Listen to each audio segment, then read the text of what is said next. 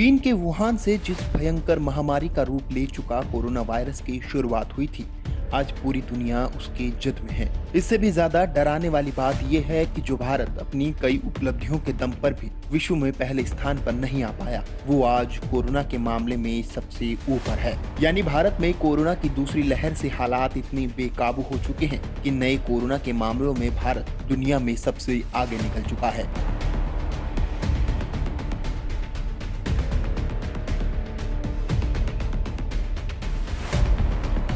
देश में पिछले एक दिन में 3,15,000 से ज्यादा कोरोना के मामले दर्ज किए गए हैं।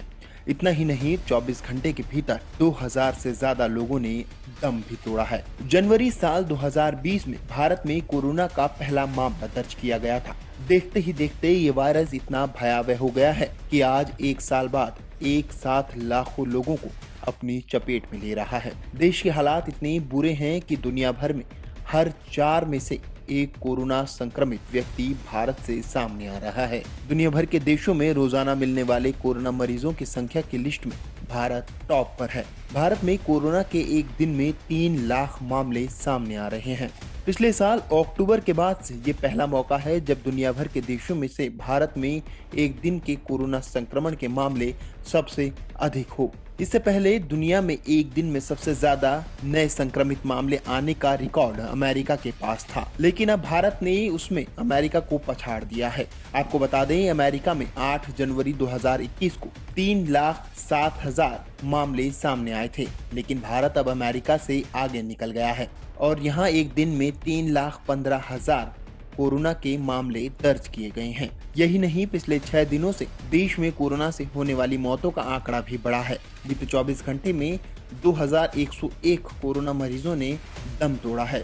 भारत प्रतिदिन दुनिया भर में होने वाले नए संक्रमणों की औसत संख्या में सबसे आगे है। विशेषज्ञों ने न सिर्फ कोरोना के नए वेरिएंट को इसका दोषी बताया है, बल्कि सरकार द्वारा शारीरिक दूरी का अभ्यास करने में विफल रहना भी इसका एक कारण माना है।